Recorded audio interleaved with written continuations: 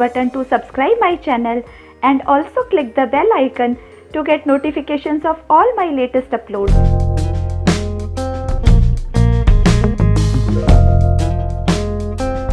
Hello बच्चों, welcome back. आज इस वीडियो में हम कोऑर्डिनेट ज्योमेट्री की एक्सरसाइज 3.1 डिस्कस करेंगे। चलिए स्टार्ट करते हैं exercise 3.1। Exercise 3.1 question number 1। How will you describe the position of a table lamp on your study table to another person. हम किसी दूसरे व्यक्ति से टेबल लैंप की पोजीशन किस तरीके से डिस्क्राइब करेंगे। देखिए यहाँ पर ये एक टेबल है जिस पर कि टेबल लैंप रखा हुआ है। हमें किसी दूसरे पर्सन को बताना है कि टेबल लैंप कहाँ पर रखा हुआ है, उसकी एग्जैक्ट पोजीशन बतानी है। एग्जैक्ट पोजीशन बताने के लिए हमें कोऑर्डिनेट एक्सिस की मदद लेनी होगी, क्योंकि अगर कोऑर्डिनेट एक्सिस की मदद नहीं लेंगे तो हम टेबल लैंप की एग्जैक्ट पोजीशन नहीं बता पाएंगे। हम सिर्फ इतना ही कह पाएंगे कि टेबल लैंप टेबल के लेफ्ट कॉर्नर की तरफ है, लेकिन लेफ्ट कॉर्नर पे यहाँ पे बहुत सारे पॉइंट्स हैं। एग्जैक्ट पोजीशन बताना बहुत मुश्किल होगा। उसके लिए हम रेफरेंस लेंगे। इस टेबल की दो लेंथ है, एक ये वाली और एक ये वाली। So this is the breadth. छोटी वाली जो लेंथ है वो ब्रेड्थ होती है और बड़ी वाली लेंथ जो है वो लेंथ है। सो टेबल लैंप की पोजीशन हम किसी भी एक लेंथ के रेफरेंस से बताएंगे। जैसे कि ये वाली लेंथ ले लेते हैं, ये है शॉर्टर लेंथ। यहाँ से टेबल लैंप 25 सेंटीमीटर्स दूर है। देखिए ये डिस्टेंस 25 सेंटीमीटर है, लेकिन इस एज से 25 सेंटीमीटर्स दूर बहुत सारे पॉइंट्स हैं। ये पॉइंट भी 25 सेंटीमीटर दूर है, ये भी 25 सेंटीमीटर। ये सारे के सारे पॉइंट्स जो इस लाइन पर लाई करते हैं वो सारे इस एज से 25 सेंटीमीटर्स दूर है। सो एक लाइन ऑफ रेफरेंस लेकर हम उसकी एग्जैक्ट पोजीशन नहीं बता पाएंगे। इसके लिए हमें दूसरी लाइन ऑफ रेफरेंस भी लेनी होगी। दूसरी लाइन ऑफ रेफरेंस ये वाली लेंथ है। इस लेंथ से हम देखेंगे टेबल लैंप कितना दूर है। इस लेंथ से टेबल लैंप 15 सेंटीमीटर दूर है। 15 सेंटीमीटर दूरी वाले हमें बहुत सारे पॉइंट्स मिलेंगे। ये सारे के सारे पॉइंट्स 15 सेंटीमीटर दूर है, लेकिन हमें टेबल लैंप की पोजीशन बताने के लिए दो रेफरेंस चाहिए, एक ये वाली लाइन का रेफरेंस और एक ये वाली लाइन का रेफरेंस। इन दो लाइन के रेफरेंस से हम टेबल लैंप की एग्जैक्ट पोजीशन बता पाएंगे। ये टेबल लैंप बड़ी वाली लेंथ से 15 सेंटीमीटर दूर है और छोटी वाली लेंथ से 25 सेंटीमीटर दूर है। अगर हम इसको पहले काउंट करें सो टेबल लैंप की पोजीशन होगी 15,25 सेंटीमीटर। इसी तरीके से अगर यहाँ से हम स्टार्ट करें तो टेबल लैंप की पोजीशन होगी 25,15 सेंटीमीटर। आइए मैं आपको सॉल्यूशन दिखाती हूँ। देखिए ये वही टेबल है जिस पर टेबल लैंप रखा हुआ है और हमें इसकी पोजीशन बतानी है। So let us consider the given below figure for a study table on which study lamp is placed. Now from the figure about consider the lamp on the table as a point. हमें इसे एक point मानकर चलना है। Now consider the table as a plane. Table को हम एक plane surface समझ रहे हैं।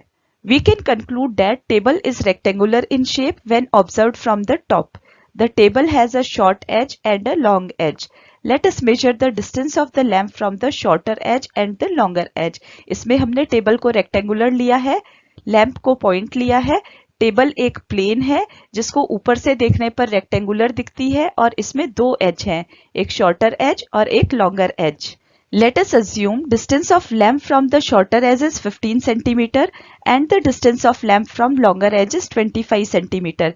और टेबल के शॉर्टर एज से लैंप की दूरी 25 सेंटीमीटर है और टेबल के लॉन्गर एज से लैंप की दूरी 15 सेंटीमीटर है। Therefore, we can conclude that the position of lamp on the table can be described in two ways, depending on the order of axis, 15-25 और 25-15. सो ये दो तरीके हैं किसी भी पॉइंट की पोजीशन बताने के, 15,25 और 25,15। ये डिपेंड करता है हम कौन सा रेफरेंस एक्सिस पहले ले रहे हैं। आई होप आपको समझ में आया है। चलिए नेक्स्ट क्वेश्चन करते हैं। Question number 2। A city has two main roads which cross each other at the center of the city. These two roads are along north-south direction and east-west direction.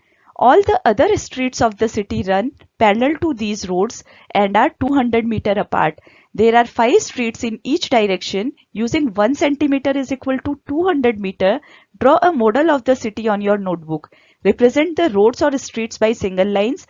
There are many cross streets in your model. a particular cross street is made by two streets, one running in north-south direction and another in east-west direction. Each cross street is referred to in the following manner. If the second street running in the north-south direction and the fifth in the east-west direction meet at some crossing, then we will call this cross street as 2-5. Using this convention, find how many cross streets can be referred to as 4-3 and how many cross streets can be referred to as 3-4. इस question में हमें एक street plan दिया हुआ है।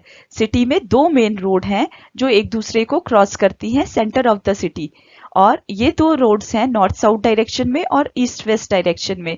उसके अलावा जितनी भी स्ट्रीट्स हैं वो 200 मीटर्स अपार्ट है। 5 स्ट्रीट्स हैं हर एक डायरेक्शन में और दो स्ट्रीट्स के बीच का डिस्टेंस 200 मीटर है। इस मॉडल को हमें अपनी नोटबुक में बनाना है और स्ट्रीट्स को हमें सिंगल लाइन से रिप्रेजेंट करना है। और एक और इम्पॉर्टेंट बात, if the second street running in north south direction and the fifth in the east west direction meet at some crossing, अगर second street north south direction की और fifth street east west direction की किसी crossing पे मिलती हैं तो उस क्रॉस स्ट्रीट को हम 2,5 से रिप्रेजेंट करेंगे। इस कन्वेंशन को यूज करते हुए हमें बताना है कितनी क्रॉस स्ट्रीट्स को हम 4-3 कहेंगे और कितनी क्रॉस स्ट्रीट्स को हम 3-4 कहेंगे। आइए देखते हैं। देखिए, draw two perpendicular lines as two main roads of the city that cross each other at the center and mark it as north-south and east-west direction. Then let us take as 1 centimeter is equal to 200 meter. Then draw 5 streets that are parallel to both the main roads to get the given figure below. देखिए, ये मैंने street plan draw किया है। ये main road है north south direction में और ये है ईस्ट वेस्ट डायरेक्शन में। ये दो मेन रोड्स हैं और उसके अलावा इसी तरह से हमारे पास 5 पैरेलल स्ट्रीट्स हैं।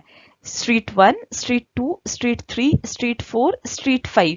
ये पांचों स्ट्रीट्स नॉर्थ साउथ डायरेक्शन में हैं।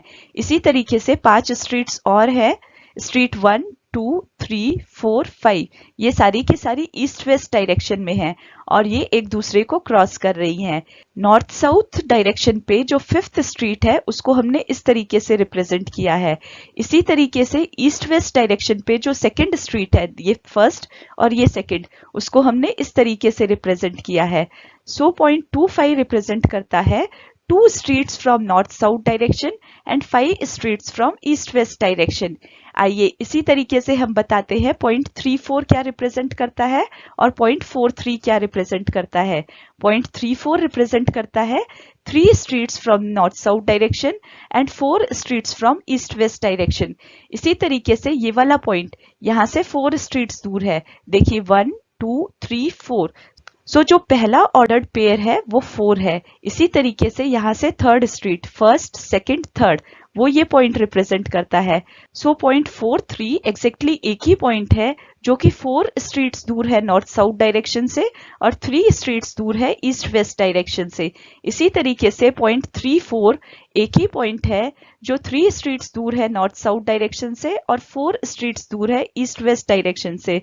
सो ये दो पॉइंट एग्जैक्टली अपनी ही पोजीशन बताते हैं। सो हमारे क्वेश्चंस का आंसर होगा, सबसे पहला, there is only one cross street which can be referred as 4-3।